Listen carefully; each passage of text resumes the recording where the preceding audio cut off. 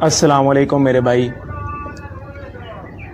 بھائی آج کا جو میرا ایک چھوٹا سا عنوان ہے وہ یہ ہے کہ پاکیزگی نصف ایمان ہے، نہ کہ صفائی۔ یہ اکثر مشہور جملہ ہے کہ صفائی نصف ایمان ہے۔ میرے بھائی، صفائی اور پاکیزگی میں بہت بڑا فرق ہوتا ہے، اور یہ جو حدیث پیش کی جاتی ہے نا، الطہور شطر الایمان، یہ صحیح مسلم کی حدیث ہے، الطہور شطر الایمان، بہت لمبی حدیث ہے، لیکن اس میں سے یہ ایک ٹکڑا ہے کہ پاکیزگی نصف ایمان ہے۔ طہورو کا مطلب ہوتا ہے پاکیزگی، یعنی پاک ہونا۔ صحیح مسلم 534 نمبر حدیث ہے، پاکیزگی نصف ایمان ہے۔ صفائی کہتے ہیں صاف رہنے کو، پاکیزگی کہتے ہیں پاک ہونے کو، اور جو بظاہر صاف ستھرا ہمیں نظر آتا ہے اسے کہتے ہیں صفائی۔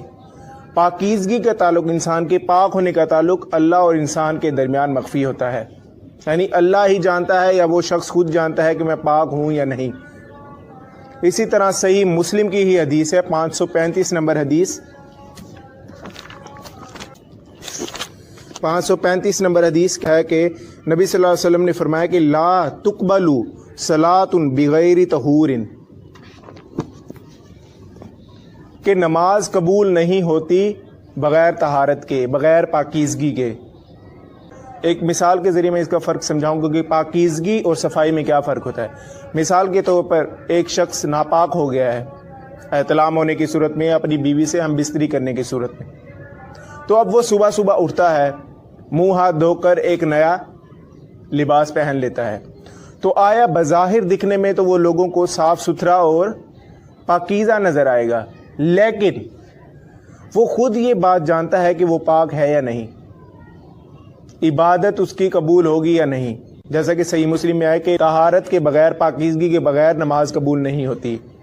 اللہ کے حضور عبادت کی قبولیت کے لیے صاف ہونا ضروری نہیں ہے، پاک ہونا ضروری ہے، اور یہ بہت بڑی اللہ تعالیٰ نے لوگوں کے لیے فائدہ مند چیز بتائی ہے کہ ہر شخص صاف ستھرا نہیں رہ سکتا، ہر شخص نیا لباس افورڈ نہیں کر سکتا، جبکہ پاکیزگی ایک ایسی چیز ہے، پاکیزگی ایسا دامن ہے جو تمام لوگ اپنا سکتے ہیں، غریب امیر ہر شخص۔ پاکیزگی یہ ہے کہ آپ باوضو رہیں، وضو کرنے کو بھی طہارت کہتے ہیں، پاکیزگی کہتے ہیں۔ اسی طرح مشکات المصابیح کی کتاب الطہارہ چیپٹر میں ایک حدیث ہے کہ جنت کی کنجی نماز ہے اور نماز کی کنجی طہارت ہے۔ اگرچہ وہ حدیث ضعیف ہے، لیکن مفہوم کے اعتبار سے یہ بالکل صحیح ہے کہ نماز کے لیے وضو شرط ہے۔ اسی پر میں ایک جملہ بولتا ہوں کہ لوگوں سے ملنے کے لیے بظاہر صاف ستھرا ہونا ضروری ہے، لیکن اللہ سے ملاقات کے لیے انسان کا پاک ہونا ضروری ہے، کیونکہ اللہ تعالیٰ پاک ہے۔ اللہ تعالیٰ سے ملاقات کے لیے آپ کا پاک ہونا ضروری ہے۔ اسی طرح صحابہ کرام کے بارے میں آتا ہے کہ وہ مزدوری کیا کرتے تھے، دیگر کام کیا کرتے تھے، تو ان کے کپڑے میلے کچالے ہوتے تھے، پیوند لگے ہوتے تھے، لیکن وہ پاکیزگی کو اپنا شعار بناتے تھے، پاکیزگی کو ہمیشہ اپناتے تھے، ہمیشہ پاک ہوتے تھے۔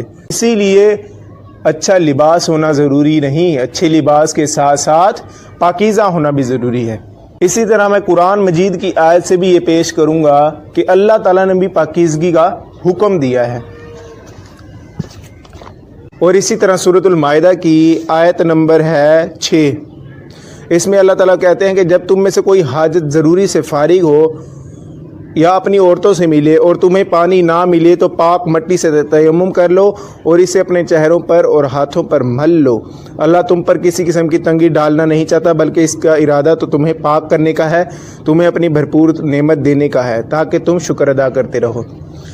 اس میں میرے بھائی اللہ تعالیٰ نے یہ بھی بتلا دیا ہے کہ پاکیزگی کے لیے باوضو ہونا بھی ضروری نہیں ہے۔ انسان کا ناپاک ہو جانا حکمی نجاست ہے، اور حکمی نجاست اللہ تعالیٰ کے حکم سے ہی ختم کی جا سکتی ہے۔ اللہ تعالیٰ فرمانے کا اگر آپ کو پانی نہیں ملتا یا آپ بیمار ہیں یا مسافر ہیں تو آپ پاک مٹی سے تیمم کر لیں، تو اس سے آپ پاک ہو جائیں گے۔ یہاں پر ایک اور آسانی دے دی گئی ہے، اللہ تعالیٰ کے حکم سے ہی ہم پاک ہو سکتے ہیں، تو اللہ تعالیٰ نے فرما دیا کہ کس طرح آپ نے پاک ہونا ہے، کون سے حالات میں کس طرح پاک ہونا ہے۔ اللہ تعالیٰ آگے فرمانے اللہ تم پر کسی قسم کی تنگی ڈالنا نہیں چاہتا، یعنی اللہ تعالیٰ تمہیں یہ نہیں کہتا کہ تم اپنا لباس بار بار تبدیل کرو۔ اگر کوئی ناپاکی لگ گئی ہے، کوئی غلاظت لگ گئی ہے تو اسے دھو لو، اگر پانی نہیں ہے تو مٹی سے تیمم کر لو۔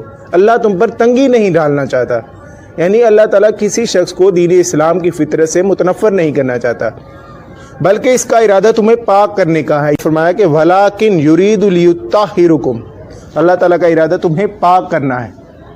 یعنی اللہ تعالیٰ نے بھی اس کی تعریف کر دی کہ پاکی اور ناپاکی کی کیا صورتحال ہے، مختلف حالات میں پاکی کی مختلف صورت ہوگی۔ اور میرے بھائی یہ جو حدیث ہے نا طہور شطر الایمان، پاکیزگی نصف ایمان ہے، اور یہ واقعی ہے۔ مثال کے طور پر ایک شخص باوضو ہو کر مسجد جاتا ہے اور فرض نماز کی ادائیگی کے لیے جماعت میں شامل ہوتا ہے، دوسری رکعت میں ہی اس کی ہوا خارج ہو جاتی ہے، اگرچہ اسے خود معلوم ہے کہ میرا وضو ٹوٹ چکا ہے، پھر بھی وہ اللہ پر ایمان رکھتے ہوئے نماز کو چھوڑتا ہے، جا کر وضو کر کے آتا ہے اور پھر نماز میں شامل ہو جاتا ہے۔ کیا یہ ایمان نہیں ہے؟ کیا یہ اللہ کا ڈر نہیں ہے؟ اگرچہ کوئی شخص نہیں جانتا کہ اس کا وضو ٹوٹا ہے یا نہیں، لیکن اللہ تعالیٰ کی بارگاہ میں اس شخص کو بھی یہ پتہ ہے کہ مجھے پاکی کی حالت میں ہی حاضر ہونا ہے۔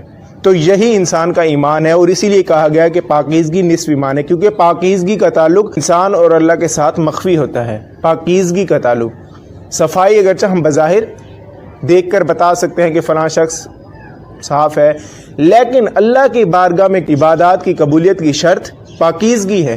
اسی طرح اب لوگ یہ بھی کہیں گے کہ ہم صفائی کو انہی معنوں میں لیتے ہیں، اس کے ذریعے نماز قبول ہوتی ہے۔ میرے بھائی یہ لفظ ہی غلط ہے۔